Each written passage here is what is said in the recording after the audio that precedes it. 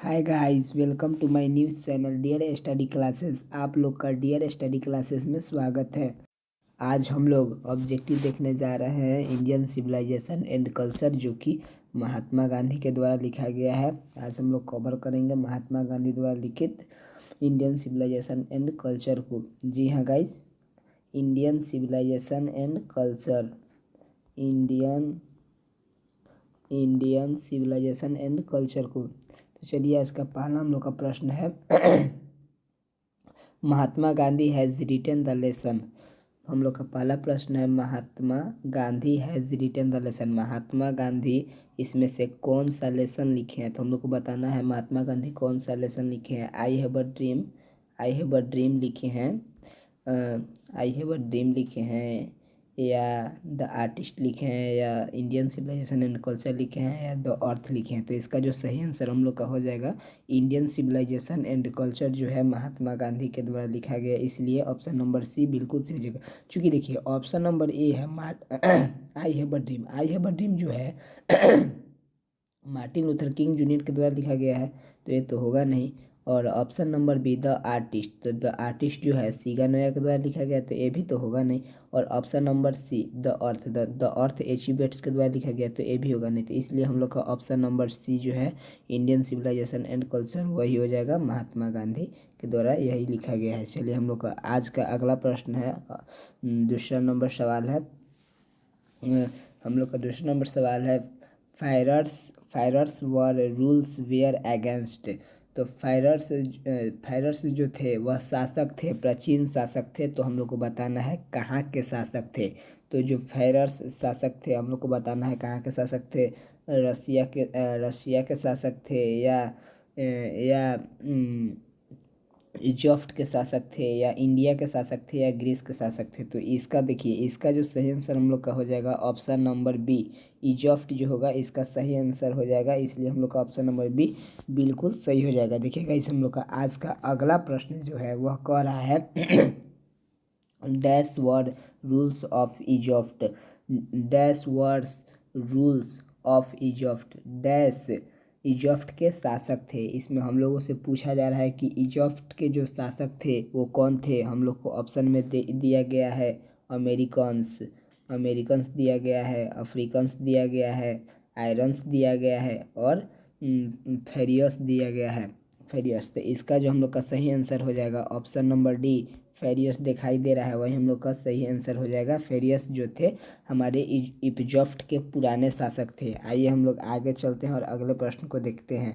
Option number question number 4 में हम लोग का सवाल दिया गया है civilization is the state of development of a. जो सिविलाइजेशन है, जो सभ्यता है, सभ्यता एक देश की विकास की अवस्था है। वो हम लोग को बताना है जो सभ्यता है वह किसकी विकास की अवस्था है। पीपुल की है, आदमी की है, एनिमल मतलब होता है जानवर की है, या बर्ड की है, या नॉन लिविंग थिंग्स निर्जीव पदार्थों की है। तो हम लोग को बताना है जो सभ्यता है वह किसकी विकास की अवस्था है। तो जो सभ्यता है, सिंपल सी बात है, मनुष्य की विकास की अवस्था है। इसलिए ऑप्शन नंबर ए हम लोग का बिल्कुल सही हो जाएगा। आइए गाइस, हम लोग आगे चलते हैं और आगे के प्रश्न को देखते हैं। Given is a associated with, हम लोग से इसमें पूछा जा रहा है कि गिवन संबंधित है, गिवन इसमें किससे संबंधित है हम लोग को बताना है। तो इसमें ऑप्शन ए में हम लोग को दे रखा है, ऑप्शन ए में हम लोग को दिया गया है इटली, ऑप्शन बी में स्वीडन, ऑप्शन सी में रसिया, और ऑप्शन डी में अमेरिका। तो इसका जो हम लोग का सही आंसर हो जाएगा, इसका हम लोग का सही आंसर ए में दिया गया है इटली, वही सही आंसर हो जाएगा। जो गिब्बन है वह हमारे इटली से संबंधित है, इसलिए ऑप्शन नंबर ए हम लोग का बिल्कुल ही सही हो जाएगा। आइए गाइस, हम लोग आगे चलते हैं। अगला प्रश्न जो है बहुत ही ज़्यादा इम्पोर्टेंट है क्योंकि 2018 में भी यह पूछा गया है। देखिए, हम लोग का प्रश्न कह रहा है European civilization will means for India. European सभ्यता का मतलब भारत के लिए डैश होगा। यूरोपियन सभ्यता जो है उसका मतलब भारत के लिए डैश होगा। ऑप्शन ए में दिया गया है वांट, ऑप्शन बी में दिया गया है लिविंग, ऑप्शन सी में दिया गया है रियल, और ऑप्शन डी में ल्यून। तो इसका जो हम लोग का सही आंसर हो जाएगा वह ऑप्शन नंबर डी हो जाएगा, ल्यून। जो कि बिल्कुल सही हो जाएगा। आइए गाइस हम लोग आगे की तरफ चलते हैं और अगले प्रश्न को देखते हैं। अगला प्रश्न है simple living and high thinking is the base of. हम लोग से कहा जा रहा है सामान्य जीवन, सिंपल लिविंग का मतलब सामान्य जीवन, एंड हाई थिंकिंग मतलब उच्च विचार। सामान्य जीवन और उच्च विचार यह बेस है, बेस है मतलब आधार है। किसका आधार है? ऑप्शन ए में हम लोग को दिया गया है अमेरिकन सिविलाइजेशन का आधार है, इंडियन सिविलाइजेशन का आधार है, या यूरोपियन सिविलाइजेशन का आधार है, या नॉन ऑफ दीज आंसर। जो इसमें कोई का आंसर नहीं दिया गया है, तो इसका जो हम लोग का सही आंसर हो जाएगा इंडियन सिविलाइजेशन। यह क्वेश्चन है जो बहुत ज़्यादा इम्पोर्टेंट है। इसमें हम लोग को कहा जा रहा है simple living and high thinking is the base of. जो सामान्य जीवन और उच्च विचार जो यह बेस है वह इंडियन सिविलाइजेशन का ही बेस है। आइए गाइस हम लोग आगे की तरफ चलते हैं और अगले प्रश्न को देखते हैं। हम लोग का अगला प्रश्न है Indian glory is that it is. इसमें हम लोगों को कह रहा है भारतीय महिमा क्या है, तो इसमें हम लोग को बताना है भारतीय महिमा क्या है। ऑप्शन नंबर ए में दे रखा है इमूवेबल, ऑप्शन नंबर बी में मोबल, ऑप्शन नंबर सी में इनसिविलाइज्ड, और ऑप्शन नंबर डी में इनोरेंट दे रखा है। तो इसका जो हम लोग का सही आंसर हो जाएगा इमूवेबल। इमूवेबल जो इसका होगा सही आंसर हो जाएगा, जिसका मतलब होता है अचल। जो हमारी इंडियन ग्लोरी, जो हमारी भारतीय महिमा है वह अचल है, वह हिल नहीं सकता है। आइए गाइस हम लोग आगे की तरफ चलते हैं अगले प्रश्न को देखते हैं। अगला प्रश्न है 9 नंबर, dash was the spiritual leader then a politics. जो डैश इसमें पहले दिया गया है dash was the spiritual leader, जो हमारे पॉलिटिशियन के जो नेता हैं कौन है, तो इसमें हम लोग को बताना है कि जो पॉलिटिशियन के नेता हैं वह कौन है। नेहरू जी हैं, सरदार पटेल हैं, महात्मा गांधी हैं, या इंदिरा गांधी है। तो सिंपल सी बात है, हम लोग को जो लेखक हैं, राइटर हैं, वही इसके सही आंसर होंगे। जी हाँ गाइस, ऑप्शन नंबर सी में आप लोग देख सकते हैं महात्मा गांधी दिया गया है, यही इसका सही आंसर हो जाएगा। आइए गाइस हम लोग आगे की तरफ चलते हैं और अगले प्रश्न को देखते हैं। हम लोग का अगला प्रश्न है माई एक्सपेरिमेंट विथ ट्रूथ, सत्य के साथ मेरा प्रयोग वाज रिटेन बाई। इसमें कह रहा है माई एक्सपेरिमेंट विथ ट्रूथ, सत्य के साथ मेरा प्रयोग वाज रिटन बाई, किनके द्वारा लिखा गया है। तो हम लोग को बताना है किनके द्वारा लिखा गया है। नेहरू जी लिखे हैं, महात्मा गांधी लिखे हैं, उसके बाद में मौला अब्दुल खान आज़ाद लिखे हैं, या सरदार पटेल जी के द्वारा लिखा गया है। तो इसमें हम लोग को बताना है कि सत्य के साथ मेरा प्रयोग किनके द्वारा लिखा गया है। तो इसका जो हम लोग का सही आंसर होगा, हम लोग के राइटर, हम लोग के लेखक महात्मा गांधी जी के द्वारा लिखा गया है, इसलिए ऑप्शन नंबर बी बिल्कुल सही हो जाएगा। आइए गाइस आगे की तरफ चलते हैं और अगले प्रश्न को देखते हैं। अगला प्रश्न है इंडियन सिविल, ये तो दिया है, चलिए आगे अगला प्रश्न देखते हैं। The mind is a restless dash dash the more it gets the more it wants. तो इसमें हम लोग को पूछ रहा है कि the mind is a restless bird, जो हमारा दिमाग है वह चंचल डैश है। The more it gets the more it wants, इसको जितना दीजिएगा वह उतने ही और पाने की इच्छा रखेगा। तो बताइए, पहले इसमें हम लोग से पूछा जा रहा है, पहले ही दे रखा है the mind is a restless. तो जो हमारा एक माइंड है, दिमाग है, मस्तिष्क है, वह चंचल क्या है। तो ऑप्शन ए में दे रखा है बर्ड, ऑप्शन बी में डॉग, ऑप्शन सी में काऊ, ऑप्शन डी में मंकी। अगर आप लोग चैप्टर सही ढंग से पढ़े होंगे तो इसका इसका आंसर ज़रूर बता देंगे। जी हाँ गाइज, तो इसका सही आंसर जो होगा बर्ड होगा। The mind is a restless bird that more it gets the more it's want. जी हाँ, इसका ऑप्शन नंबर ए बिल्कुल सही हो जाएगा। आइए गाइस हम लोग आगे की तरफ चलते हैं और अगले प्रश्न को देखते हैं। The people of Europe learn their lesson from the writing of the man of. इसमें हम लोगों से कह रहा है यूरोप के लेखक डैश आदमी के लेखन से अपना सबक सीखते हैं। इसमें हम लोगों से कहा जा रहा है the people of Europe, Europe के लोग लर्न देयर लेसन, अपना लेसन सीखते हैं from the writing of the man of, दूसरे लोगों के लेख से। तो अब हम लोग को बताना है कौन लोग के लेख से जो है यूरोप के लोग यूरोप के व्यक्ति सीखते हैं। ऑप्शन ए में दे रखा है जर्मनी, ऑप्शन बी में दे रखा है ब्रिटेन, ऑप्शन सी में ग्रीस और रोम, और ऑप्शन डी में स्पेन दिया गया है। तो जो यूरोप के व्यक्ति हैं वह ग्रीस और रोमन के द्वारा सीखते हैं, इसलिए हम लोग का ऑप्शन नंबर सी बिल्कुल ही सही और सटीक हो जाएगा। आइए गाइस हम लोग आगे की तरफ चलते हैं। हम लोग का अगला प्रश्न है plain living and high thinking is motto of. यह हम लोग से पूछ रहा है plain living and high thinking is motto of. तो इसमें पूछ रहा है कि सामान्य जीवन और उच्च विचार, यह जो मोटो है, मोटो यहाँ पे देखिए देख सकते हैं आप लोग, मोटो दिया गया है, यह किसका मोटो है। तो ऑप्शन ए में हम लोग को दिया गया है वेस्टर्न फिलोसफर, मतलब पश्चिमी सभ्यता, और ऑप्शन बी में ईस्टर्न फिलोसफर मतलब पूर्वी सभ्यता। ऑप्शन सी में देख सकते हैं दिया गया हम लोग को कि ऑप्शन सी में नॉर्थ फिलोसफर मतलब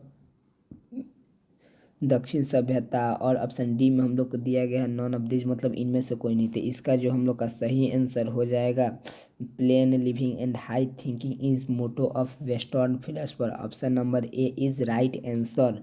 आइए हम लोग आगे की तरफ चलते हैं और अगले प्रश्न को देखते हैं। हम लोग का अगला प्रश्न है, इसमें हम लोग से कह रहा है surface is the sole aim of our. इसमें हम लोगों से कहा जा रहा है बलिदान ही हमारा उद्देश्य है। इसमें हम लोगों से कह रहा है कि बलिदान ही हमारा उद्देश्य है। यह क्या है भाई? तो यह क्या है हम लोग को बताना है। फिलोसफर है, फार्मर है, सॉरी गाइज यहाँ पे यहाँ पे हम लोग का गलती से टाइप हो गया है। यहाँ पे जो होगा ऑप्शन नंबर सी RIGHT होगा, राइट्स। वहाँ गलती से टाइप हो गया है। ऑप्शन नंबर सी राइट्स जो होगा हम लोग का बिल्कुल सही हो जाएगा। आइए गाइस हम लोग आगे चलते हैं और अगले प्रश्न को देखते हैं। हम लोग का अगला प्रश्न है dash is dead against blind imagination of western civilization. Dash word हम लोगों को इसमें दिया गया है dash is dead against blind imagination of western civilization. तो इसमें कह रहा है पश्चिमी सभ्यता से, इसमें हम लोगों को देखिए कह रहा है पश्चिमी सभ्यता से अंधी नकल के खिलाफ। ब्लाइंड मतलब होता है अंधा, अगेंस्ट मतलब खिलाफ, अंधी नकल के खिलाफ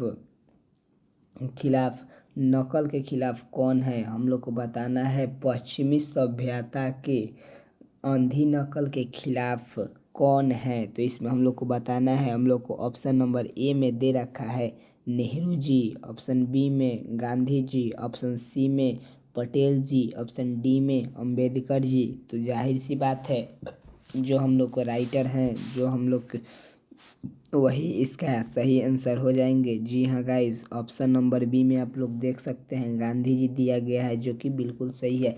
यही पश्चिम सभ्यता के अंधे नकल के खिलाफ थे, इसलिए ऑप्शन नंबर बी हम लोग को बिल्कुल सही हो जाएगा। आइए गाइस आगे चलते हैं और अगले प्रश्न को देखते हैं। अगला प्रश्न है dash were satisfied with A small village.